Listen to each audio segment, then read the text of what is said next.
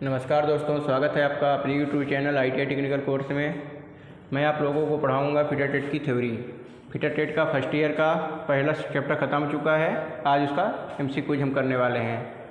ठीक, fitter TET के 2 batches चल रहे हैं इस चैनल में, fitter first year and fitter second year. तो जो सेकंड ईयर का है वो जाके अपना बैच देखे, सेकंड ईयर की क्लास ले। जो फर्स्ट ईयर का है वो फर्स्ट ईयर की क्लास ले, उसकी थ्योरी पढ़े, उसके बाद उसका MCQ करे। ठीक है, चलिए क्लास स्टार्ट करते हैं।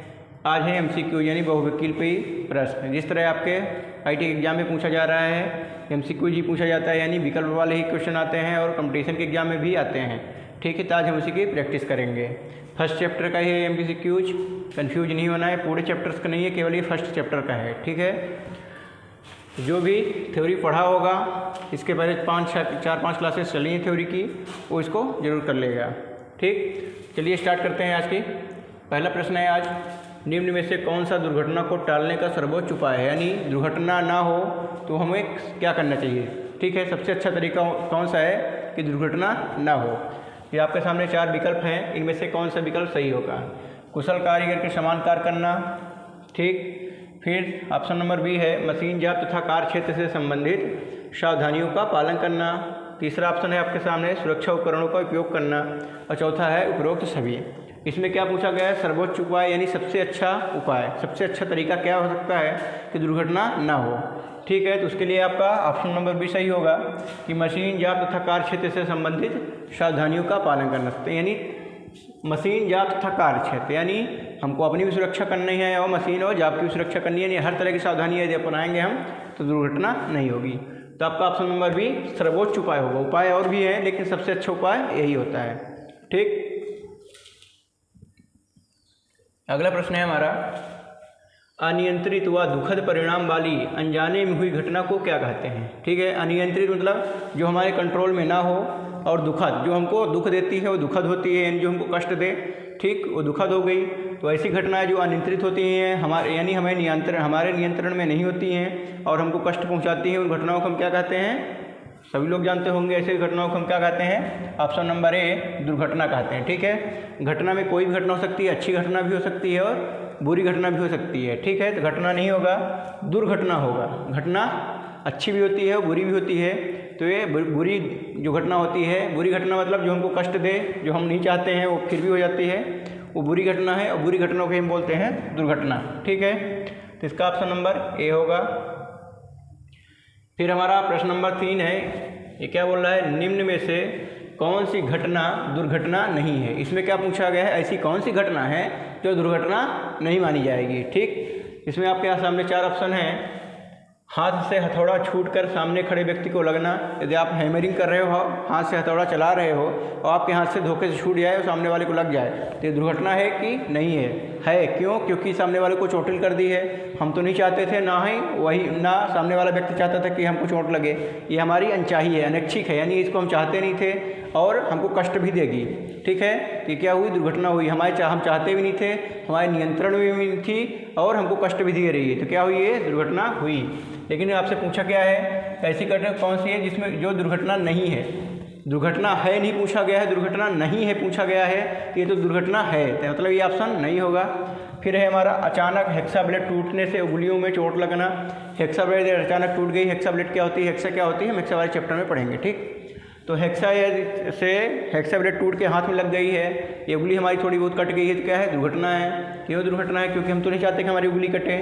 ठीक, तो ये हमारी अनचाही है, यानी अनैच्छिक है। फिर हमारे कंट्रोल में नहीं है, अनियंत्रित थी, हम जानबूझकर इसको तो तोड़े नहीं है, अपने आप टूटी है, तो क्या हुई? ये भी दुर्घटना हो गई। फिर बीमा कंपनी से पैसा कमाने को अपनी उंगली काट लेना। बीमा जो आप लोग बीमा कराएंगे तो उससे पैसा ऐंठने के लिए, पैसा कमाने के लिए खुद से अपनी उंगली काट लेना क्या है? दुर्घटना है कि नहीं है? बिल्कुल नहीं है। क्यों नहीं है? क्योंकि हम खुद काट रहे हैं, यानी उसमें हमारा नियंत्रण है, उसको हम जानबूझ के कर रहे हैं, तो दुर्घटना नहीं मानी जाएगी। तो आपका ऑप्शन नंबर सी सही हो जाएगा। ठीक है, ऑप्शन नंबर बी आप सी आपका सही हो जाएगा। बीमा कंपनी से पैसा कमाने को अपनी उंगली काट लेना दुर्घटना नहीं मानी जाएगी। ठीक है, फिर है फर्श पर पड़े तेल पर रगड़ने से हाथ की हड्डी टूट जाना, ये भी क्या है? दुर्घटना है, यानी ऑप्शन नंबर आपका सी सही होगा।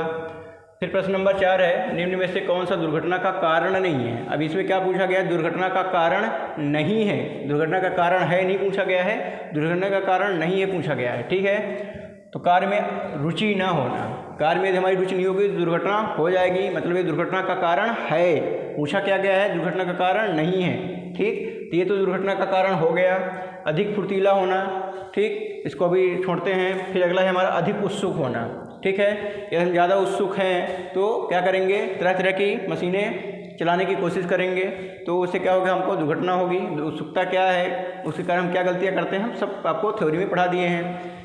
फिर है अनुशासनहीन होना, डिसिप्लिन को फॉलो नहीं करना, नियम कानून को नहीं मानना, उससे दुर्घटनाएं हो जाएंगी। तो हमारा बचता कौन सा है, ऑप्शन नंबर बी बचता है, यानी अधिक फुर्तीला होना दुर्घटना का कारण नहीं है। ठीक है, जल्दी जल्दी काम करना और फुर्तीला होना दोनों में बहुत बड़ा फर्क होता है। ठीक है, जल्दी जल्दी काम करना मतलब हमारा क्या है, हम जानबूझ के जल्दी जल्दी कर रहे हैं, क्या है, जानबूझ के जल्दी जल्दी कर रहे हैं, वो क्या है, जल्दी जल्दी काम करना। फुर्तीलापन क्या होता है, ऑटोमेटिक हमसे काम वो हो रहा है, स्पीड के साथ काम हो रहा है, कोई सुस्ती में काम करता है, कोई फुर्तीलापन होता है, तो फुर्तीलापन होना दुर्घटना का कारण नहीं होता है। ठीक, फिर हमारा प्रश्न नंबर 5 है, निम्न में से कौन सा उपकरण दुर्घटना का कारण नहीं है। इनमें से कौन सा ऐसा उपकरण है जो दुर्घटना का कारण नहीं है। तो मशरूम हेड चीजल, ऐसी चीजल क्या होती है, छेनी होती है, ऐसी छेनी जिसका हेड मशरूम हो, यानी छाते जैसा हो। मशरूम आप लोग देखे होंगे, मशरूम के आकार का हेड हो तो क्या है, दुर्घटना का कारण होगी कि नहीं होगी, होगी। क्यों होगी, क्योंकि जब हैमरिंग करेंगे तो अचानक वो हमारे हाथ में वो मशरूम हेड उसका टूट सकता है और हमारे हाथ में हथौड़ा लग सकता है, तो ये दुर्घटना का कारण है।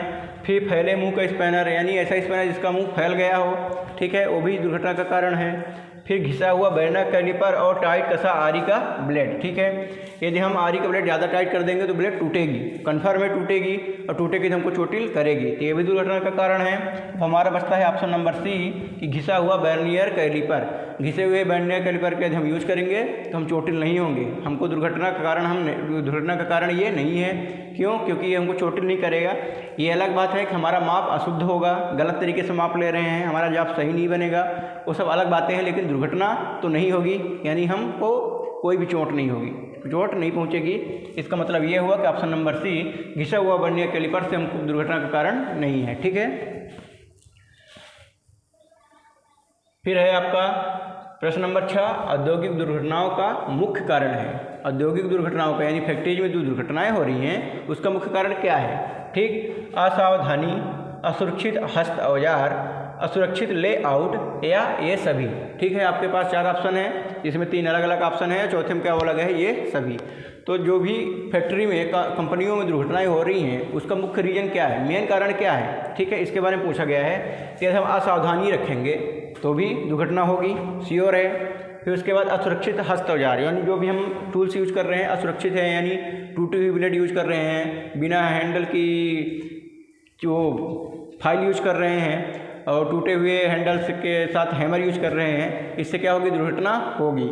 ये भी क्या है, दुर्घटना का कारण है। फिर असुरक्षित लेआउट रहेगा। लेआउट क्या होता है, मैं बताया था, जब कंपनी में काम करते हैं बहुत सारी मशीनें एक साथ असेंबल की जाती हैं तो उनके बीच में पर्याप्त जगह ना होना, पर्याप्त प्रकाश का व्यवस्था ना होना, पर्याप्त हवा की व्यवस्था ना होना, ये सब क्या होता है, असुरक्षित लेआउट होता है। ठीक है, तो असुरक्षित लेआउट रहेगा तो भी दुर्घटनाएँ होंगी। तो क्या हुआ इसमें, ये तीनों कारण क्या है, दुर्घटनाओं के कारण हैं। इसका ऑप्शन नंबर क्या होगा, ये सभी, यानी तीनों चीज़ें रहेंगी तो दुर्घटनाएं होंगी। ठीक, ऑप्शन नंबर डी इसका करेक्ट आंसर होगा।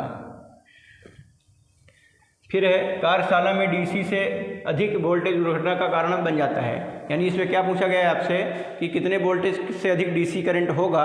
करंट 2 तरह का होता है, एसी करंट और डीसी करंट। यहाँ पर डीसी करंट के बारे में पूछा गया है, कितने वोल्टेज से अधिक का डीसी करंट हमको नुकसान पहुंचा सकता है। ठीक है, इसमें ऑप्शन कौन सा होगा आपका, 120 वोल्टेज। ठीक है, 120 वोल्ट से अधिक ये डीसी करंट है तो हमको नुकसान पहुंचाएगा, उससे कम वाला डीसी करंट हमको नुकसान नहीं करता है। ठीक है, उससे हमको करंट का शॉक नहीं लगता, करंट के झटके नहीं लगते डीसी में, एसी में नहीं है। मैंने डीसी बोला है, ध्यान देना, डीसी के लिए बात हो रही है, एसी के लिए नहीं। ठीक है, फिर है, किसी दुर्घटना की स्थिति में पीड़ित व्यक्ति को क्या करना चाहिए। ठीक है, ये ऑप्शन में आपको दिया गया है कि आराम करने के लिए कहना चाहिए, कि दुर्घटना के बारे में उससे पूछताछ करनी चाहिए, या तुरंत प्राथमिक उपचार प्रदान करना चाहिए या चिकित्सक के आने तक उसे लिटा देना चाहिए। यदि कोई व्यक्ति चोटिल हो गया है, दुर्घटनाग्रस्त हो गया है, तो उसके साथ हम क्या करेंगे? सबसे पहले हमारा क्या कर्तव्य बन रहा है? ठीक, तो आराम करने के लिए कहना चाहिए, आराम करने के लिए ठीक है, उसको आराम तो हम करवाएंगे, लेकिन उससे पहले हमको क्या करना चाहिए? प्राथमिक उपचार उसको देना चाहिए। ठीक है, फर्स्ट एड यानी जो भी उसको चोट लग गई है तो उसके यदि रक्त स्त्राव हो रहा है, खून बह रहा है, उसको खून रोकने की कोशिश करेंगे। ऐसा नहीं उसको बोल देंगे आराम से लेटे रहो, खून बहने दो, ये तुम करेंगे नहीं। तो सबसे पहले क्या करेंगे? उसको हम प्राथमिक उपचार देंगे। ठीक है, सांस नहीं आ रही है उसको तो कृत्रिम रूप से सांस देने की कोशिश करेंगे। ये क्या हुआ? सब प्राथमिक उपचार हुआ। ठीक, दुर्घटना के बारे में पूछताछ करनी चाहिए? बिल्कुल नहीं, दुर्घटना के बारे में हमसे उससे नहीं पूछना है। ठीक है, वो तो एक तो दुर्घटना में यानी खुद को चोट पहुंचा के कष्ट तो हो ही रहा है, यदि उससे बार बार हम पूछेंगे तो उसको और ज़्यादा कष्ट होगा। ठीक है, मानसिक कष्ट होगा। तो हमसे ये नहीं पूछना है बार बार उससे। फिर प्राथमिक उपचार प्रदान करना चाहिए। जी बिल्कुल, हमको सबसे पहले क्या काम है उसका? कोई भी व्यक्ति चोटिल हो गया, दुर्घटनाग्रस्त हो गया, तो हमको क्या करना है? उसको प्राथमिक उपचार देना है। ठीक है, जिस तरह का प्राथमिक उपचार की रिक्वायरमेंट है, यदि खून बह रहा है तो खून रोकना है, सांस नहीं ले पा रहा है तो उसको कृत्रिम सांस देनी है, और जो भी उसको दिक्कत है उसको दूर करने की कोशिश करना चाहिए। ठीक है, फिर चिकित्सक के आने तक लिटा देना चाहिए? नहीं, लिटा नहीं देना है, हमको प्राथमिक उपचार देते रहना है और चिकित्सक को बुलाना है। तो सबसे पहला काम हमारा क्या होता है? तुरंत प्राथमिक उपचार प्रदान करना चाहिए। ऑप्शन नंबर सी आपका करेक्ट आंसर होगा। ठीक, फिर है कार्यशाला में असुरक्षित पहनावे के अंतर्गत क्या आता है? असुरक्षित, सुरक्षित नहीं, असुरक्षित प्रश्न को आपको अच्छे से पढ़ना है। ठीक है, कंफ्यूज नहीं होना है कि बनता हुआ क्वेश्चन भी हमसे छूट जाए। यहाँ पर लिखा हुआ है असुरक्षित पहनावा। ठीक है, तो असुरक्षित पहनावा में क्या आता है? ढीले कपड़े बिल्कुल आते हैं, ढीले कपड़े रहेंगे तो दुर्घटना होगी, तो ये असुरक्षित कपड़ा, असुरक्षित हुआ पहनावा। हमारा पहनावा यानी जो भी हम पहनते हैं वो पहनावा है। ठीक है, फिर है टाई, मफलर, और ये सभी। टाई भी फंस जाती है, मफलर भी फंसता है मशीनों में, टाई बाहर झूलती रहती है, मफलर भी। तो ये सब क्या है? मशीनों में फंसने की संभावनाएं रहती हैं। तो ये सब क्या है? असुरक्षित पहनावा है। इनको हमको पहन के फैक्ट्री में नहीं जाना चाहिए। यानी इसका ये सभी क्या है? असुरक्षित पहनावा है। ठीक, फिर आपका प्रश्न नंबर 10, निम्नलिखित में सिर की सुरक्षा से संबंधित सहायक साधन नहीं है। प्रश्न हमको अच्छे से पढ़ना, सहायक साधन है नहीं पूछा गया है, सहायक साधन नहीं है पूछा गया है। ठीक है, इसमें कौन सा हो सकता है? हेलमेट। हेलमेट तो आप लोग जानते हैं, सभी लोग जानते होंगे। हेलमेट क्या करता है? सिर की सुरक्षा करता है, चोट लगने से बचाता है। तो हेलमेट क्या है? सुरक्षा का साधन है। इसमें पूछा गया सुरक्षा का साधन नहीं है। ठीक है, तो ये तो है। हेयर नेट, हेयर नेट क्या करता है? हेयर के ऊपर हम एक नेट जैसे जाल जैसा बांध लेते हैं तो हमारा हेयर क्या है? सिर में ही रहता है, इधर उधर नहीं भागता। बाल जो हमारे होते हैं, जिसके बाल लंबे होते हैं तो मशीनों में फंसने की संभावना रहती है, तो इसको हम लगा लेते हैं तो हमारा हेयर जो है इधर उधर नहीं घूमता, मतलब इधर उधर नहीं भागता रहता, कंट्रोल में रहता है। तो हमारा बाल जब मशीन में नहीं फंसेगा तो हमारा सिर उस साइड नहीं जाएगा, तो हमारा सिर सेफ रहेगा। तो ये भी सिर को सेव करने के लिए होता है, बाल को सेव करने के लिए नहीं होता। बाल के थ्रू सिर को सेव किया जाता है। बाल बचेगा तो हमारा सिर भी बचा रहेगा। ठीक है, फिर है हमारा बम्प कैप, ये भी सिर की सुरक्षा करता है। ये क्या होती है? कैप होती है, टोपी होती है, ये भी हमारे सिर की सुरक्षा करती है। फिर अगला है हमारा फेस शील्ड। फेस शील्ड का काम क्या है दोस्तों? फेस शील्ड में आप लोगों को दिखाया था, थ्योरी जो पढ़ाया था। फेस शील्ड बिल्डिंग वालों अधिकतर बिल्डिंग का जो कार्य करता है वो यूज करता है। ये क्या करता है? चिंगारियों से हमारे फेस की सुरक्षा करता है। इसका नाम ही है फेस शील्ड। फेस मीन्स होता है चेहरा। ये क्या कर रहा है? चेहरे की सुरक्षा कर रहा है तो ये सुरक्षा साधन, लेकिन सिर के लिए नहीं है। और आपसे पूछा गया था सिर के लिए, तो सिर के लिए ये नहीं है। इसका ऑप्शन नंबर डी होगा। ये सिर की सुरक्षा नहीं करता, ये तो केवल चेहरे की सुरक्षा करता है। ठीक, हमारा अगला प्रश्न है, तैलीय फर्श को साफ करने के लिए किसका उपयोग करना चाहिए? यदि फर्श में तेल वगैरह गिरा हुआ है तो उसको साफ करने के लिए हम क्या करेंगे? CO2 की स्प्रे करेंगे? बिल्कुल नहीं, उससे कोई मतलब नहीं होता। फिर रेत डालेंगे? जी हाँ, रेत डालेंगे तो तेल साफ होगा, वहाँ पर फ्रिक्शन बन जाएगा। ठीक है, हमारा पैर वहाँ पर जाके फिसलेगा नहीं। अगला है पानी डालना। नो, पानी डालने से तेल तो और ज़्यादा स्लिपी हो जाता है। क्यों? पानी भारी होता है, पानी नीचे चला जाएगा, तेल उसमें तैरने लगता है। और ये सभी बिल्कुल नहीं। इसमें क्या होगा? ऑप्शन नंबर बी, रेत डालना। ठीक, फिर निम्न में से कौन सा निषेधात्मक संकेत के अंतर्गत आता है? निषेधात्मक, ठीक है, जहाँ मतलब हमको काम करना है, ये काम करना निषेध है, हमको बिल्कुल रोका गया है, उसमें कौन सा आता है? भागने के लिए मना करना, धूम्रपान करना, आग जलाना, श्वसन यंत्र पहनना। ठीक है, श्वास यंत्र पहनना। इसमें कौन सा होगा? ऑप्शन नंबर ए आपका करेक्ट आंसर होगा। भागने के लिए मना करना, मना कर रहा है यानी निषेध है, इसमें लिखा ही हुआ है मना करना यानी निषेध है, तो इसमें कौन सा होगा? ऑप्शन नंबर ए, भागने के लिए मना करना क्या है? निषेधात्मक है। ठीक है, फिर है आपका प्रश्न नंबर 13, निम्न में से कौन से संकेत नीली पृष्ठभूमि पर सफ़ेद संकेत द्वारा वृत्त के आकार के बने होते हैं? जब मैं सुरक्षा चिन्ह पढ़ाया था तो आप लोगों को डिटेल से बताया था कौन से चिन्ह में कौन सा कलर होता है, कैसा बॉर्डर होता है, कैसी उसकी चिन्ह बनी होती है, इन सब के बारे में बताया था। जो भी नहीं पढ़ा है जाके थ्योरी में ज़रूर उसको देख ले, ये बहुत ही इंपॉर्टेंट क्वेश्चन है। ज़रूरी नहीं कि यही वाला क्वेश्चन आएगा, किसी भी सुरक्षा चिन्ह से किसी भी प्रकार का क्वेश्चन उठा के पूछ सकता है। तो आपको करना क्या है, थ्योरी में जाके जहाँ मैं ये चैप्टर पढ़ाया हूँ वहाँ पर आपको जाके पढ़ना है डिटेल से, किस सुरक्षा चिन्ह किस कलर कैसा होता है, उसका बॉर्डर कैसा होता है, उसका शेप कैसा होता है, इसके बारे में ज़रूर पढ़ना है आपको। तो इसमें कौन सा होगा? निम्न में से कौन से संकेत नीली पृष्ठभूमि, उसकी जो बैकग्राउंड है नीला होना चाहिए और सफ़ेद संकेत द्वारा वृत्त के आकार के बने होते हैं, जिसमें कौन सा होगा आपका?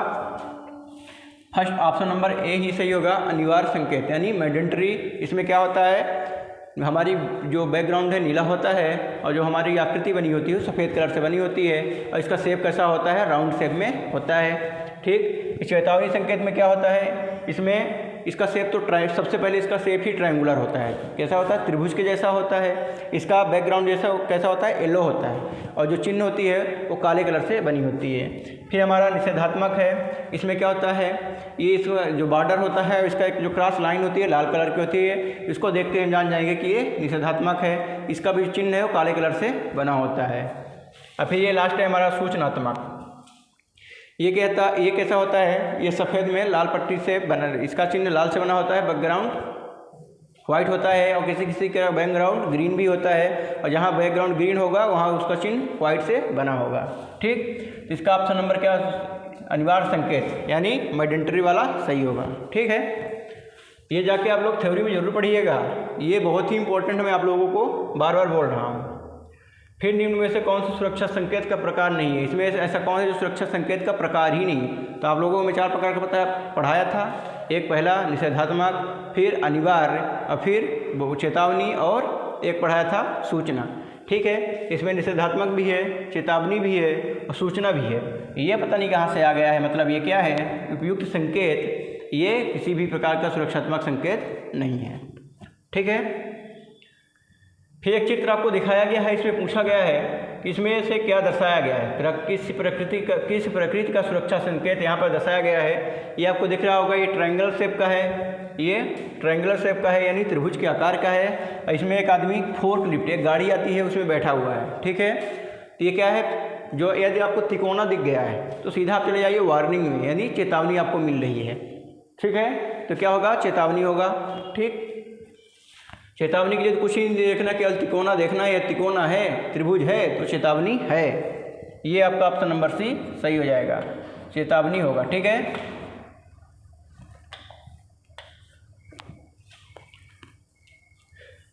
ठीक, फिर अगला है हमारा जहर से खतरे के लिए कौन सा चिन्ह का प्रयोग किया जाता है। जहर का खतरा है कहीं पे तो वहाँ पर हम कौन सा चिन्ह का प्रयोग करेंगे, वहाँ पे कौन सी चिन्ह हमको देखने को मिलेगी, या कौन सी चिन्ह हम देख ले तो हमको समझ जाना चाहिए कि यहाँ पर जहर का खतरा है। ठीक है, तो इसमें कौन सा हो सकता है, हम लोग देखते हैं अभी इसको। जहर का खतरा, जहर के खतरे के लिए ये तो होगा नहीं। ये किसका होता है आपका? ये रेडिएशन का होता है, ये होता है रेडिएशन का। यहाँ वहाँ भी बताया था लेकिन एक बार फिर से बता रहा हूँ, ये है रेडिएशन का है। ठीक है, फिर अगला देखते हैं, ये किस चीज़ का है? ये लेजर। किसका है? लेजर, विकिरण। किसका है? ये विकिरण का है। ठीक है, पूछा किसका है आपका? जहर का। ये आप देख सकते हैं, ये है हमारा जहर का, पॉइजन का। ठीक है, ये है जहर का, यानी ऑप्शन नंबर सी आपका सही होगा। जहर के लिए इस तरह का सिंबल आपके सामने दिखेगा, वार्निंग में आएगा यानी चेतावनी वाले में आएगा। बैकग्राउंड येलो होगी और चिन्ह जो है वो कैसी होगी, ब्लैक कलर से बनी होगी। ये स्कल होगी यानी खोपड़ी होगी, उसके नीचे 2 बोन्स होगी, 2 हड्डियाँ होंगी, ठीक है। ये किसका होता है खतरा, जहर का खतरा होता है, ठीक।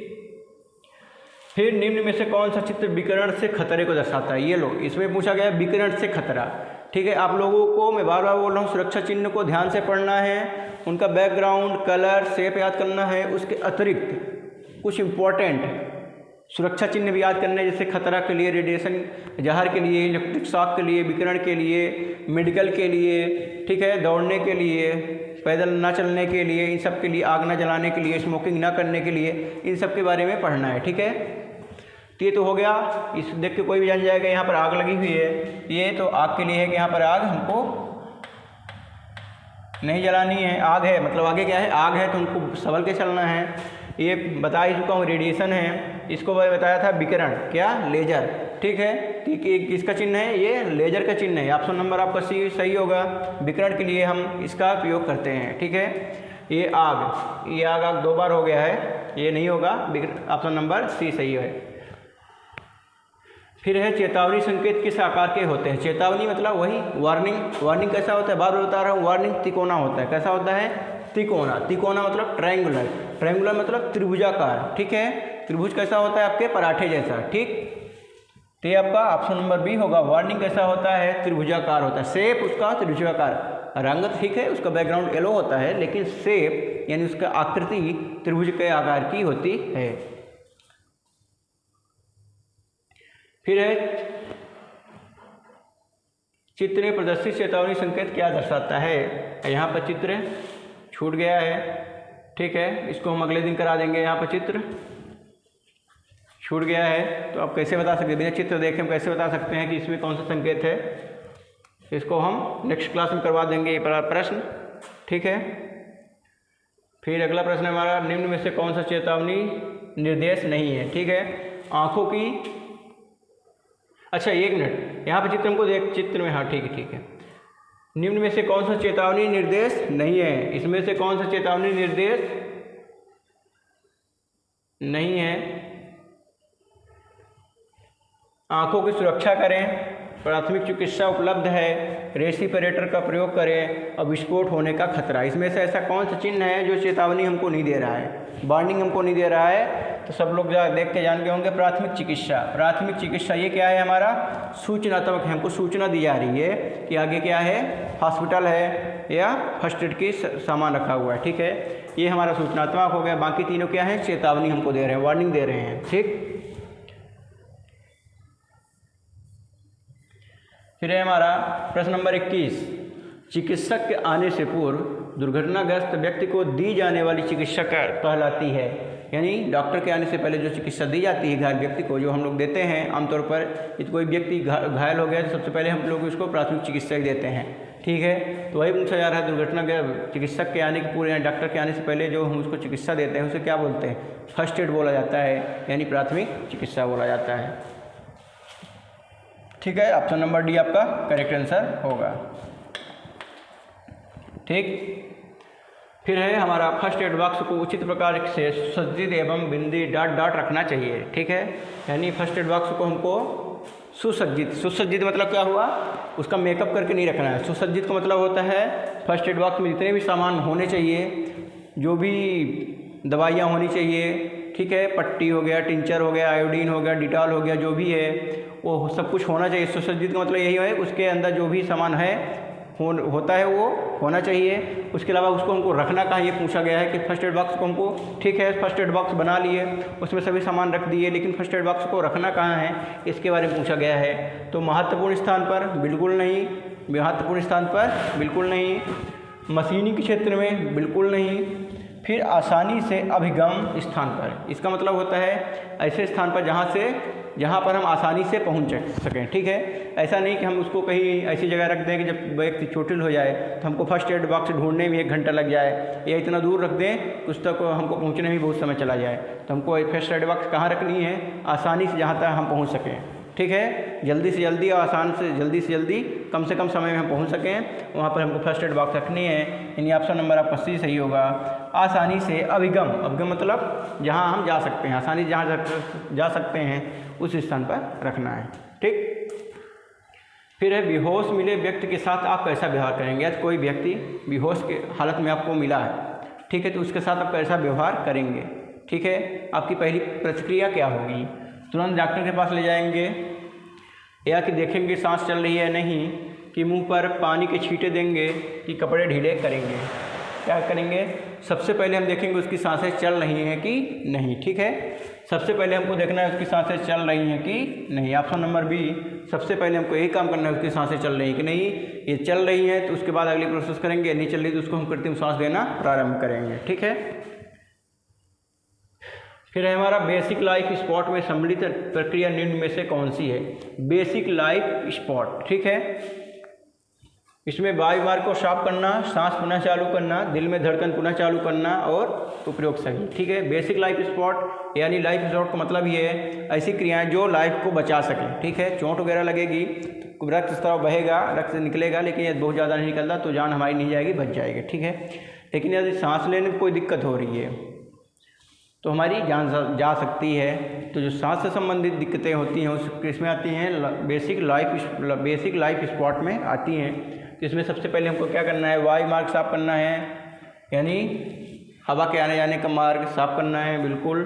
सांस को, यदि उसको सांस लेने में दिक्कत आ रही है तो सांस को पुनः चालू करना है। और दिल में धड़कन नहीं हो रही है, यानी दिल में धड़कन है, दिल धड़क नहीं रहा है, उसकी हार्ट बीट कम है, तो हमको क्या करना है, CPR देना चाहिए। ठीक है, उसके दिल को धड़कन को दोबारा स्टार्ट करने की कोशिश करनी चाहिए। तो ये तीनों आएंगे बेसिक लाइफ स्पॉट में, ये तीनों आएंगे, यानी ऑप्शन नंबर डी आपका करेक्ट आंसर होगा, उपरोक्त सभी।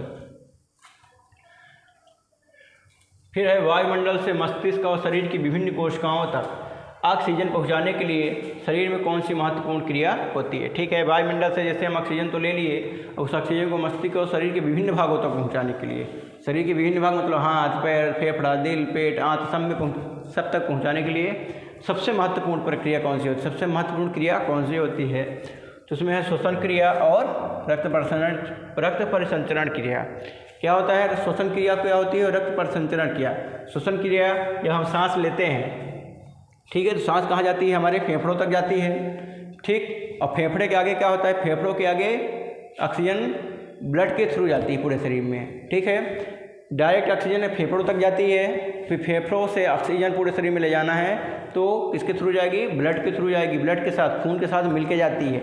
ठीक है, तो यदि पूरे शरीर तक हमको खून पहुंचाना है तो रक्त परिसंचरण भी जरूरी है। रक्त परिसंचरण क्या है, रक्त का बहाव, रक्त का आना जाना क्या होता है, रक्त का परिसंचरण होता है, यानी पूरे शरीर में रक्त जाए, वहाँ से आए, फिर जाए, फिर आए, तो क्या है, रक्त परिसंचरण है। ठीक है, तो जो दोनों जरूरी है। श्वसन क्रिया भी पहले हम सांस लेंगे तो, लेकिन कहाँ तक जाएगी, केवल फेफड़े तक जाएगी, फिर फेफड़े से पूरे शरीर में कौन ले जाएगा, रक्त परिसंचरण है, यानी दोनों जरूरी है। ठीक है, यदि केवल रक्त परिसंचरण रहेगा तो पाएगा कहाँ, ब्लड ले जा, ऑक्सीजन ले जाने के लिए श्वसन से पाएगा, तो यानी श्वसन भी जरूरी है और रक्त परिसंचरण भी जरूरी है, यानी ऑप्शन नंबर सी आपका करेक्ट आंसर होगा, A एंड B। ठीक है, फिर है कृत्रिम श्वास देने के लिए सर्वप्रथम किसको साफ करना चाहिए। कृत्रिम श्वास देने के लिए सर्वप्रथम हमको किसको साफ करना चाहिए, जीभ को बिल्कुल नहीं, मुंह को बिल्कुल नहीं, मांसपेशियों को बिल्कुल नहीं, हमको सबसे पहले किसको साफ करना है, श्वास नली को। ठीक है, क्योंकि उनको देना क्या है, सांस देनी है, तो श्वास नली सबसे पहले हमको उसका साफ करना चाहिए। ठीक, फिर कृत्रिम श्वास क्रिया की सरलतम, सबसे सरलतम विधि कौन सी है, मुँह से मुँह में सांस देना। ठीक है, सबसे सरलतम विधि कौन सी है, मुँह से सांस देना। ये सभी मेथड्स के बारे में बताया हूँ, चित्र भी आप लोगों को दिखाया था। ठीक है, फिर कृत्रिम श्वास की विधि कौन सी है, पूछा है कि हमको किसी को कृत्रिम रूप से श्वास देनी है तो उसकी विधि कौन सी है। तो शेफर विधि, हाँ ये भी है, सिल्वेस्टर विधि भी है, और मुंह से मुंह में हवा भरना भी है। मुंह से मुंह हवा भरना की विधि को हम लाबोर्ड मेथड भी बोलते हैं। क्या बोलते हैं इसको, लाबोर्ड।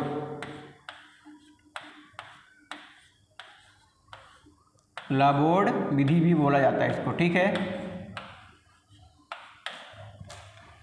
तो ये तीनों विधि क्या हैं, कृत्रिम रूप से श्वास देने की तीनों विधि हैं। इसका ऑप्शन नंबर होगा आपका ये सभी। ठीक, अगला प्रश्न है, यदि एक मरीज मुंह से मुंह श्वसन प्रक्रिया में सही प्रतिक्रिया न करें तो प्राथमिक उपचारक को क्या करना चाहिए। यदि मुंह से मुंह उसको यानी लापोर्ड मेथड से उसको हम कृत्रिम श्वसन दे रहे हैं, फिर भी उसकी तरफ से कोई भी प्रतिक्रिया नहीं आ रही तो हम क्या करेंगे। तो सबसे पहले हम क्या करेंगे, टूटी हुई अस्थियाँ देखनी चाहिए, नहीं। शरीर को कंबल से गर्म रखना चाहिए, नहीं। नाड़ी और नेत्र की जाँच करनी चाहिए कि तुरंत चिकित्सा सहायता ढूंढनी चाहिए। हमें सबसे पहले क्या करना है, यदि प्रतिक्रिया नहीं दे रहा है तो हमको तुरंत चिकित्सा सहायता ढूंढनी चाहिए, ठीक है। नहीं, डॉक्टर को बुलाना चाहिए। फिर है, विद्युत सप्लाई के तार से चिपके व्यक्ति को दूर करते हैं, यानी कोई व्यक्ति विद्युत के संपर्क में किसी भी तरह से आ गया है तो उसको हमको विद्युत से अलग करना है, ठीक है। विद्युत परिपथ जो होता है, विद्युत का जो तार है, स्विच बोर्ड है या किसी मशीन में करंट पास हो रहा है, उसमें जाके चिपक गया है तो उस व्यक्ति को हमको उससे दूर करना है, ठीक है, ताकि उसको करंट के झटके लगने बंद हो जाएं। तो हम कौन सा तरीका यूज करते हैं, रबड़ के दस्ताने या सूखी लकड़ी से करेंगे उसको दूर, कि उसके हाथ से हाथ पकड़ कर उसको खींच लेंगे, कि गीली लकड़ी द्वारा करेंगे या लोहे की राड द्वारा। इसके द्वारा, लोहे की राड द्वारा बिल्कुल नहीं करेंगे, लोहे के द्वारा यदि हम करते हैं तो हमको भी करंट लग जाएगा, क्योंकि लोहा क्या होता है, विद्युत का सुचालक होता है। गीली लकड़ी द्वारा करेंगे तो गीली लकड़ी क्या होती है, विद्युत की सुचालक होती है, तो हमको भी करंट लग जाएगा। उसके हाथ को डायरेक्ट पकड़ते हैं तो भी हमको करंट लगेगा, हम भी चिपक जाएंगे। तो हमारा ऑप्शन नंबर बचता है ए, यानी रबड़ के दस्ताने या सूखी लकड़ी से। रबड़ के दस्ताने और सूखी लकड़ी, ध्यान रखना, सूखी लकड़ी क्या होती है, विद्युत की कुचालक होती है, ठीक है। ये आज आपके 30 प्रश्न हो गए।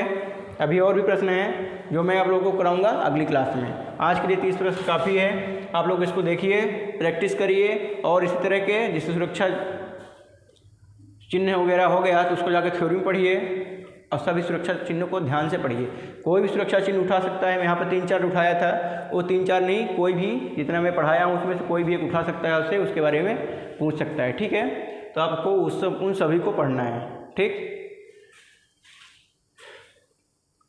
और आप लोगों की जानकारी के लिए मैं बता दूं, आप लोगों को इस चैनल में फिटर टेट की क्लास तो मिल रही है, fitter first year, fitter second year. उसके साथ साथ आपको इलेक्ट्रीशियन की क्लास मिल रही है।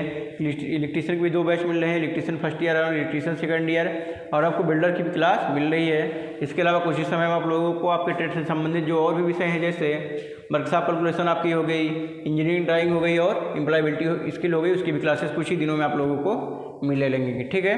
तो यदि आप लोगों को क्लासेस समझ में आ रही हैं, ठीक है, और कोई भी दिक्कत नहीं है तो आप लोग कमेंट बॉक्स के माध्यम से यस लिख के भेजें। यदि कोई दिक्कत है, कोई भी प्रॉब्लम है, कोई भी इशू है, आप उसको भी कमेंट बॉक्स में लिखें, हम लोग उसको दूर करने की कोशिश करेंगे, ठीक। तो आज के लिए इतना ही दोस्तों, फिर मिलते हैं आप लोगों से अगली क्लास में, तब तक के लिए जय हिंद।